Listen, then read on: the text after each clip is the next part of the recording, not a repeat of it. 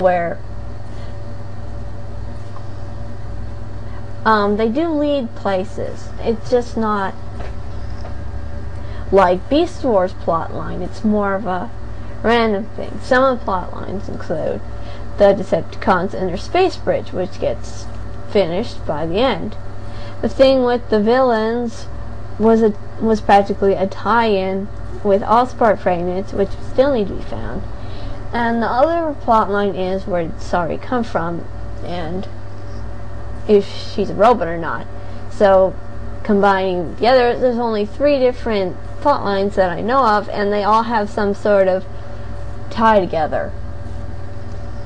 So there you go.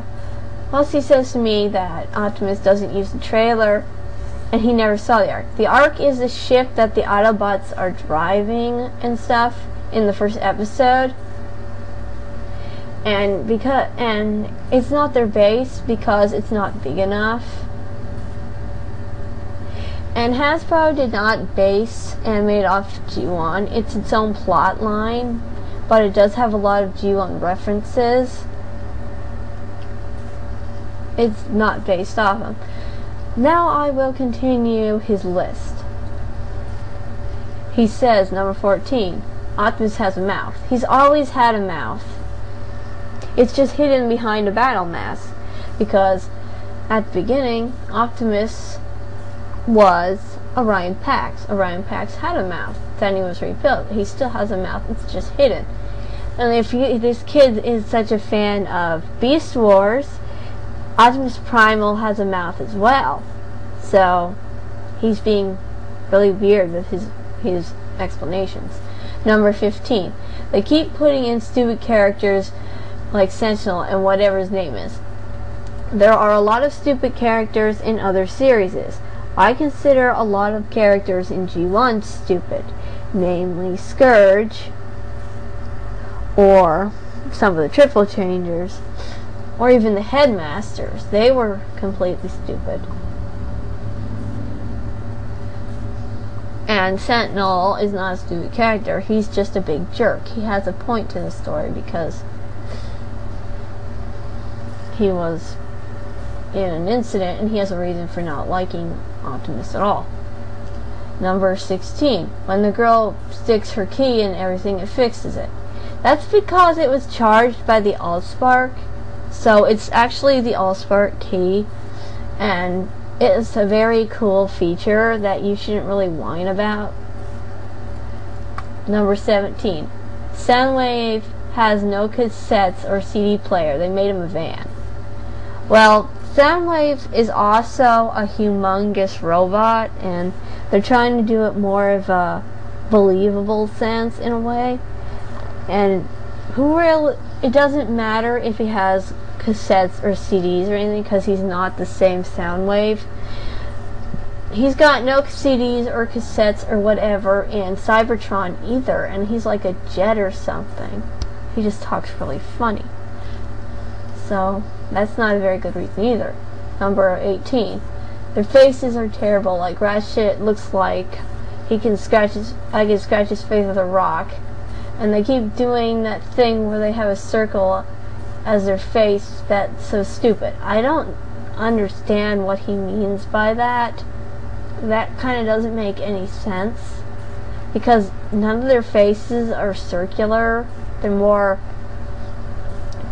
square looking because of their chins, which makes no sense. 19. Megatron's not a gun. Well, he's got a humongous gun, and he looks a lot like his G1 counterpart, except his design's a little bit different. Who cares if he's not a gun? He's not a gun in a lot of series. In Beast Wars, he's a T-Rex, even though it's not the same Megatron. And they show Megatron himself later in the series. In Armada, he's like a tank. In Energon, he's I'm not really sure what he is, some kind of jet. In Cybertron, he's like the Batmobile or something. In Robots in Disguise, he's a he changes into 9 different things, so I don't know what his actual form is. In the movie, he's a jet thing. In this, he's like a helicopter or something. So you can't really complain about it because they're always changing Megatron's design. And I don't see why people hate the series just because Megatron is not a gun. It makes no sense to me. Because what was so great about Megatron being a gun?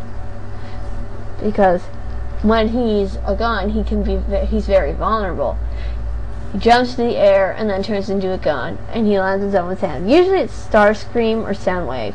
Now, if I were Starscream and I had Megatron in gun mode in my hand, and since Starscream's always trying to kill Megatron in Generation 1, why doesn't Starscream just kill Megatron when he's in gun mode? And number 20. Starscream is blue. He's not blue. Starscream is red and dark gray with some black.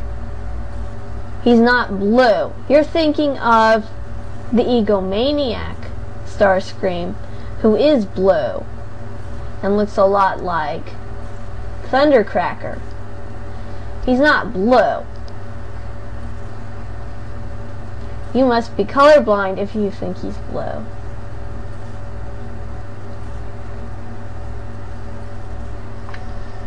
So, anyway, that's all the reasons this person gave me.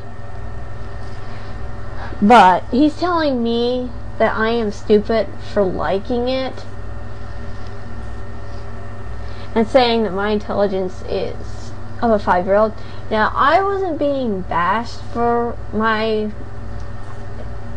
liking the series or anything. It's just that this person thinks it's stupid, and I'm trying to explain to him that his reasons are stupid, because they kind of are, especially the ones that make no sense, or he's just repeating himself. Now, I guess that's all I gotta say, besides Rampage 1196 708. You really need to get out more and stop making people who are fans of Generation 1, who aren't purists, and fans of Beast Wars that you say you love, even though you've been proving that you don't. Stop giving them a bad name and grow up, because you're acting really, really immature.